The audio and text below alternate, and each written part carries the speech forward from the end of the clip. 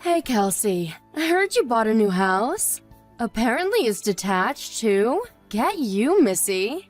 Hi, Sally. It's been a while. That's right. It is detached, but it's nothing too fancy, really. It's not like it's new or anything. I heard it's huge, though. I'm so pleased for you. Sounds to me like you're all set to live the good life. I'm actually a little jealous. Not at all. It was old and run down, so we got it way cheaper than the market price. It might look okay from the outside, but believe me, we had our work cut out with the renovations and repairs. I wouldn't go as far as calling it huge, though it is a lot more spacious than the old one. You know how much bigger they build them in the countryside? But you renovated it, right? I bet it looks like a palace now. Renovating your own house seems to be all the rage lately. Just the other week, I heard about my friend's friend reforming his whole house. I've seen TV shows about it too. Just yesterday afternoon, I was watching one called Peeps Designs. Everyone's doing it. Well, I guess you're not wrong. You do hear about it a lot now. Anyway, enough beating around the bush. Are you gonna tell me or what? When's the big day? When are you moving in? When? Next month. That's really soon. I wish you'd have told me earlier. I am your mother-in-law, you know. I did plan on telling you sooner. I've just been busy with all sorts of things, that's all. Sorry I kept you out of the loop all this time. That lazy son of mine almost never gets in touch with me, you know. I get the feeling that if I didn't text and call him, we'd never speak. I sometimes wonder if he still holds what happened between us. in the past against me. Do you by any chance mean that time you and his dad stole the money from his scholarship when he was in college? Huh, you know about that? Come on, dear. Stole is a bit drastic. Yeah, I know. I don't think it's drastic at all. I heard all about how you gambled away his entire scholarship fund on the slots at the casino. Oopsies. Weren't we just the naughtiest? Not just the casino either. My husband used his fair share on horse racing. He had to work 2 jobs while studying for a master's in biochemistry because of what you guys did. He told me it was the hardest period of his life. He literally had no free time and was getting by on cup noodles, 3 hours of sleep a night, and ungodly amounts of coffee. As if that wasn't bad enough on its own, he said your dad took most of his wages too. We were going through a really difficult patch back then. Without Anthony's help, we would have never been able to keep up with the absurd repayments on our debts. Can you believe it's even legal for them to make us pay that much? I know it can't have been very easy for my son, but, well, whatever. It's ancient history now. What is family for if not helping each other out in a pinch? Oh, I don't know. Maybe not getting them into pinches in the first place? Besides, Anthony ended up being the one responsible for the repayments on the scholarship money you stole. Not only that, but he had to bear all the burden by himself, and was threatened with expulsion from college if he didn't keep with them up. Is all of this true? Yup, sure is. What of it? Are you surprised? It was his scholarship. Obviously, he was going to be the one who paid it back. And of course, there would be consequences if he... Besides, it's not like we spent all of it. He had plenty left to use as he saw fit. It's an undeniable fact that some of it got spent on college stuff and living costs, you know. Books, stationery, food, and of the like. Of course he should pay it back. He signed the documents, so he has a duty. I just can't shake the feeling that his share of the burden was disproportionate with how much he actually got to spend on the stuff the scholarship was intended for in the first place. What exactly is the problem here? It all worked out in the end. He's working for a major global company now, right? Not only that, but you're rich enough to be able to afford a huge detachable house in the countryside, so things can't be all that bad. A few measly repayments on his scholarship are hardly gonna break the bank. This is hardly as dramatic as you're making it out to be. Most importantly, he agreed to do it. It's not like we did anything behind his back. I see. Anyway, forget that. This is old news, and we have much more important matters to discuss. Which reminds me, there was something I wanted to talk to you about. Something important? Yes, very, very important. Me and my husband have decided to move in with you both in your new house.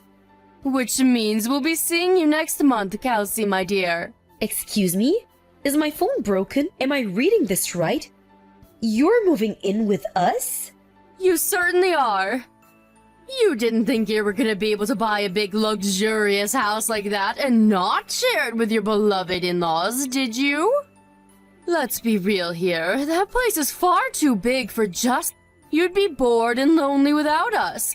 It just so happens that me and my husband have been wanting to live in a big old house in the country for years now.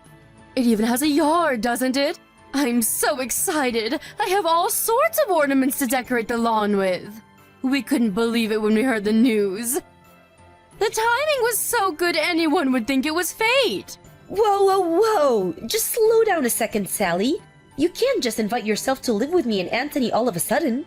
Have you even mentioned it to him yet? Because this is the first time I've heard of it. Don't worry about him. He's always been a mommy's boy. He'll be over the moon when he finds out he's going to be able to see me every single day. He always was such a good, obedient child, and he's no different now. But still, it's not fair of you to spring this on us like this. That house was supposed to be for me and him to live in. We do have circumstances of our own, you know.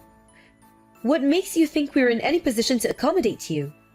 Circumstances? What kind of circumstances? Anthony's suffering with an illness. We found out a couple of days ago. He has cancer. What? Cancer? To get hit with a bombshell like that right before moving into our new place.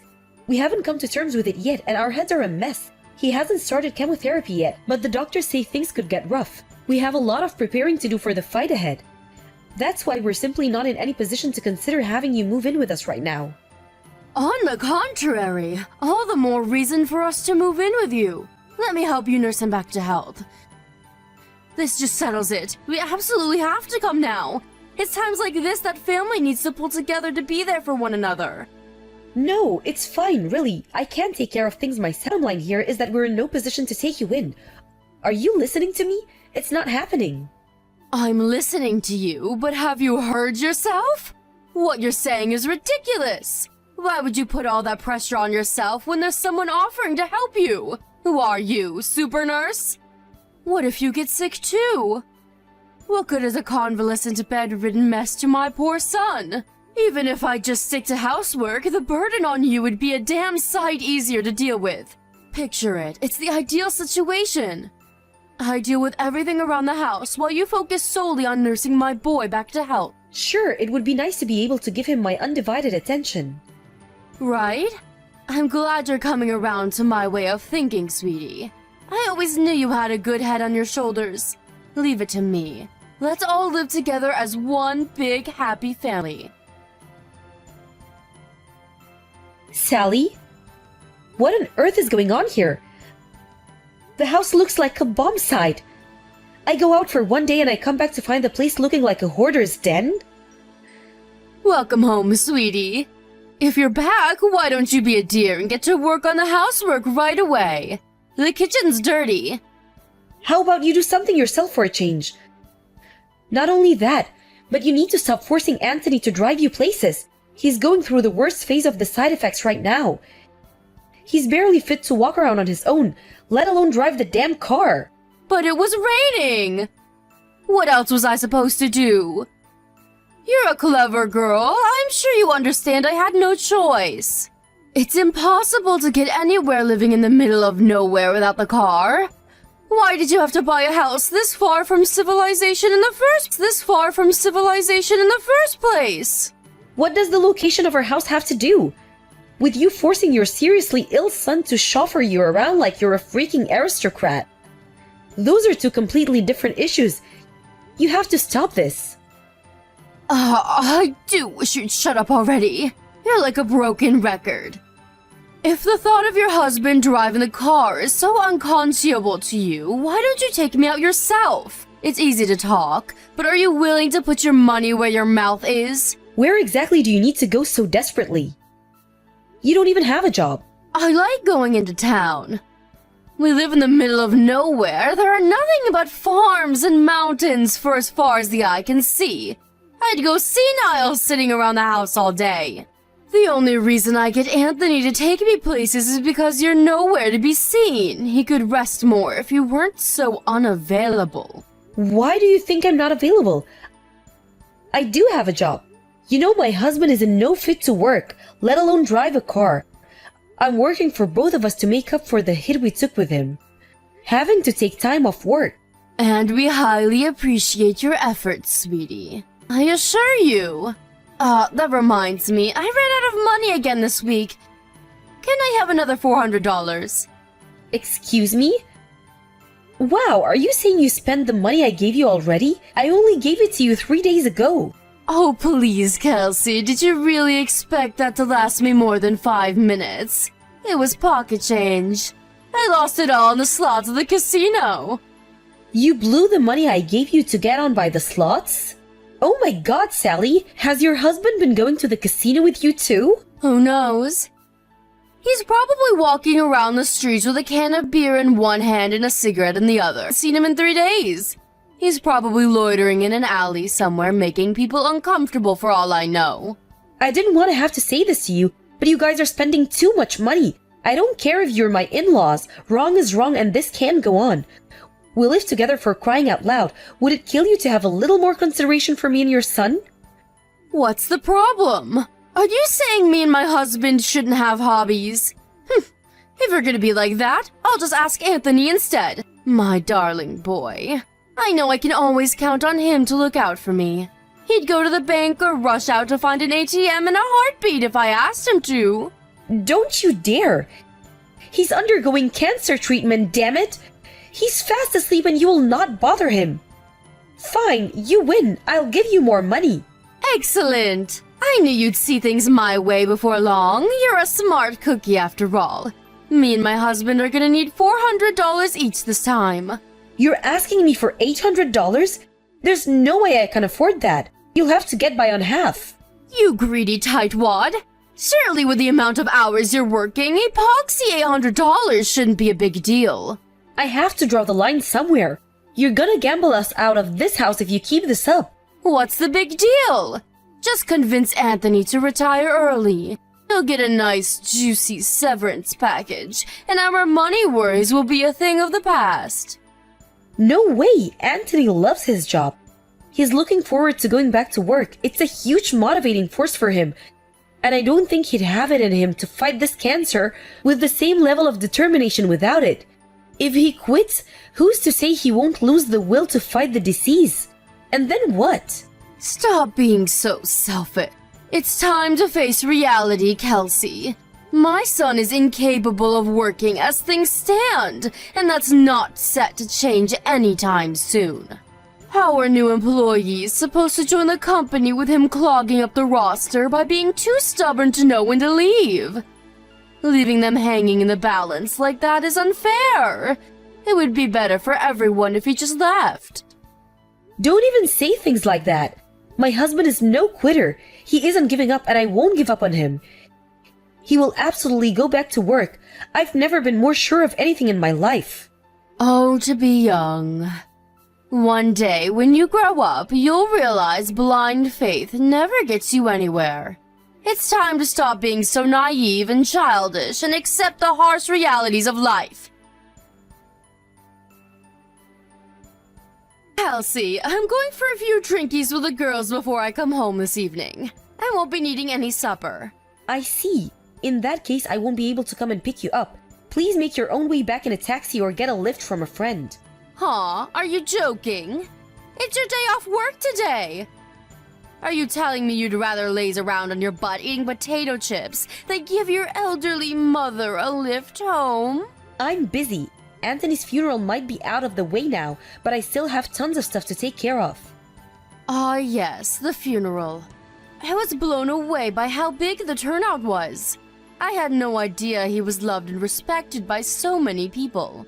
He was always so shy and introverted. It's hard to imagine him having that many friends.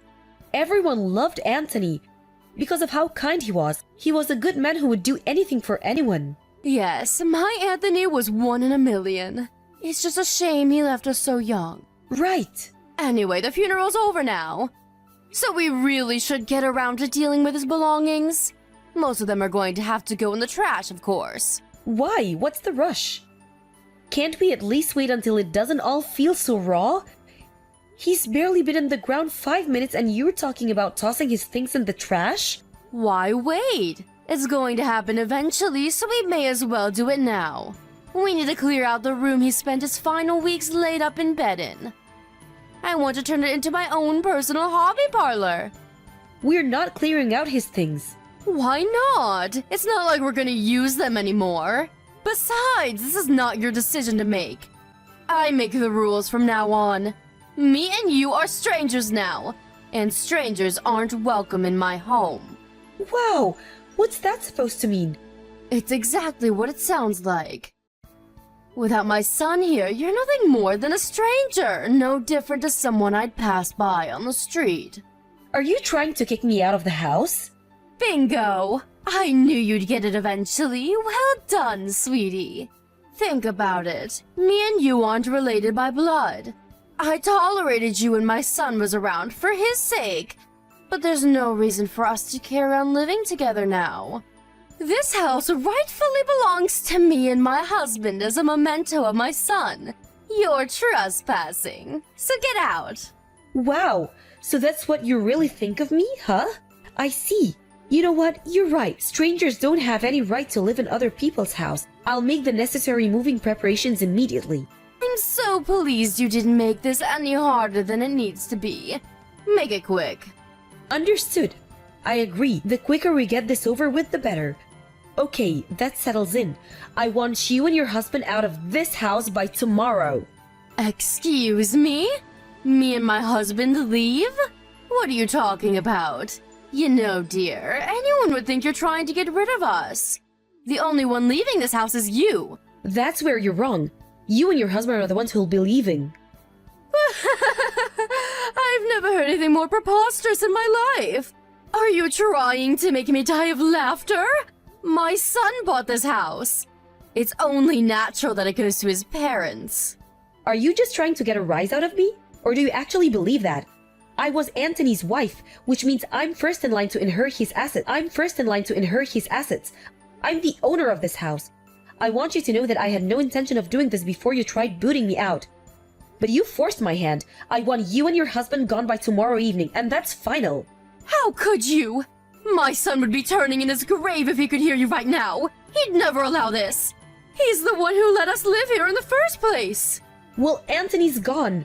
Which means I no longer have to tolerate your selfish shenanigans or walk on eggshells around you for fear of causing a big row. From now on, when it comes to anything to do with this house, my word is law, and you will do what I say. Why, you impertinent little upstart. You think you have the right to tell me what to do? I'm your mother-in-law. Show some respect. If you get cocky with me, it'll be the last thing you do. I promise you that. It'll be the last thing you do. I promise you that, little girl. You might not have realized this before because of how much I was holding back for Anthony's sake, but me and him are completely different. I have no intention of blindly obeying the irrational commands of a selfish, domineering, controlled freak with delusions of grandeur. You have no authority over me, Sally. But you did everything I told you up until now. Why are you— I was so obedient all this time was for my husband's sake. He was in a bad enough way as it was with the cancer and the chemotherapy. The last thing he needed was me and you at each other's throats all the time. He was bedridden, for crying out loud. Think about that. How would you feel if you were gravely ill and surrounded by an atmosphere of conflict and hatred 24/7? I wasn't obeying you. I was merely tolerating you. Does that mean it's okay to disrespect his wishes now just because he's gone? I'm not disrespecting anything. The last thing Anthony would want is for me to be unhappy. And that's one thing that's guaranteed as long as you're around. Get out of this house as soon as possible. I'm prepared to take legal measures if you refuse. Legal measures? Don't be so dramatic, dear.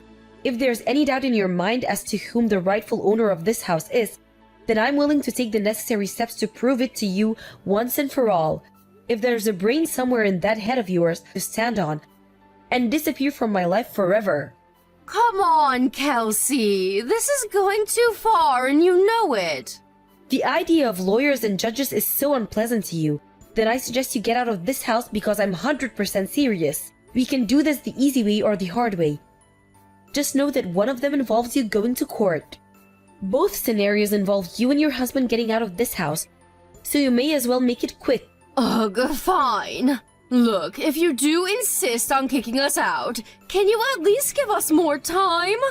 Tomorrow is too soon. It's just too soon. We need more time to get our things together and find somewhere else to go. Surely you're not evil enough to force your elderly in-laws to live on the streets. Try me. Who knows? Maybe I really am that evil. Look, Kelsey, I understand you're stressed, and based on what you said, I get the feeling that over a year's worth of stress, upset, and dissatisfaction are coming to the surface in one big violent eruption right now. I get it, I do. But if we have to leave, we need to make some preparations first. Please, can we have a little more time? This is probably just a ploy. You think if you can drag out your stay a little longer, I'll calm down and change my mind, don't you? I'm beyond sick and tired of your lies. I was opposed to you moving in with us in the first place, but you sweet-talked me by promising to help with housework and looking after Anthony. That help never materialized, did it? To the contrary, you used the two of us as your personal slaves, butlers, and chauffeurs, paying no mind whatsoever to the fact that your own son was terminally ill. To think you actually forced your son, who was barely capable of walking, to drive you to your friend's house so you could eat cakes and drink coffee with your friends three times in the same week? First things first, the only reason I couldn't help with looking after Anthony in the housework was because I've had a bad back lately. I wanted to help you more than anything. Truly I did, but I was in so much pain. You were well enough to gamble on the slots at the casino all day. You should have been more than capable of lending us a helping hand every now and then. But no, it was nothing but excuses, and more excuses. You were the lady of the manor and we were your servants. I'm so fed up with you. Even this conversation is too much. Every message you send drains a little more of my energy. I want you out of my life. Can't you see how dramatic you're being? Can we at least have more time? Please, let's just put the brakes on all of this for a little while longer. I'm begging you. There will be no deferments. I've been deferring the whole time we'll live together. I'm done putting up with your crap. What the devil is going on? Why is all of our stuff piled up outside in the yard? I told you yesterday you were to be gone by tonight. Read through the chat logs if you're struggling. I also made it clear there would be no deferments. Are you serious? You actually intend to kick us out onto the streets? How many times do I have to tell you? I'm not as soft as Anthony was. Besides, you said it yourself. We're strangers, right? Even so, that doesn't justify taking such extreme measures. You've crossed the line. My son would be so disappointed with you. Nope, actually. I don't think you could be more wrong. In fact, this is actually what Anthony wanted. Everything that's happening right now is happening with his approval. How the hell is that even possible? My son is dead. He told me before he passed, of course. He apologized for the inhuman amounts of stress I had to endure as a result letting you two move in with us. He broke down and apologized profusely in floods of tears. Then he told me that he wanted me to cut all ties with you once he was gone. Wait, what? There's no way my darling boy would ever say such a thing about his own mother. To the contrary, he made it very clear. There's no doubt about it. He was racked with guilt and regret over letting you live with us and wanted to make up for it at all costs, which he still could. He even put it into writing. He must have known you wouldn't believe me and would try pulling every trick in the book to escape your fate. No way. How could he do this? That boy used to do whatever I told him to. Tell me, Sally, why do you think he did whatever you told you? Why do you think he went along with your absurd demands? Why do you think he tolerated your god-awful behavior for so long? Don't you think it's a little odd? He didn't think the things I asked him to do were absurd. He was just a good boy with nothing but love and respect for his mother, plain and simple. Interesting. How do you explain him calling you a toxic parent then? He was fully aware you were exploiting him. Plus, causing me stress and suffering was the last thing he wanted to do, which is why he did consider saying no and refusing to let you live with us. Huh? But he gave in and accepted it by the end. Why do you think that might be? I didn't understand it all the time. If my parents were as toxic as you, I'd have to cut them out of my life a long time ago. Sure, you might struggle to get by now. You're officially homeless. But that's not my problem. Why, you ask? Why? Because my son was kind and caring. You and him couldn't have been any more different, you evil witch. Bingo! No matter what selfish, manipulative scumbags you are, you were his parents and he loved you. But one thing's for sure, he was the only person on this planet who was capable of that. Your single protector and ally is now gone. Are you going somewhere with this? What exactly is your point? You're pretty dense, huh? My point is, there's not a single person left in the world who loves you and your waste of space husband. Let's face it, you don't even love each other, do you? You're nothing more than a pair of pathetic vermin huddling together out of fear of being alone. What did you just... Vermin? How dare you? Don't get me wrong, I'm not saying you were always vermin. Huh? My husband told me everything. His childhood memories of you. He told me about how way back then, when your husband fell ill, you dropped everything to care for him around the clock. He told me about how you'd make up lunchboxes and take him for picnics, to the zoo or for scenic walks by the river. You took him anywhere and everywhere, and you stopped at nothing to make him happy, in spite of the illness. My son told you all that? But eventually you changed. You were around your rat of a husband for too long, and eventually you became vermin too. The only reason Anthony agreed to let you move in with us was because he remembered the good times. And he believed that somewhere, hidden away deep inside you, was the mom he used to know and love. He thought maybe you'd turn over a new leaf. I think he genuinely believed you when you said you were moving in to help out with the housework.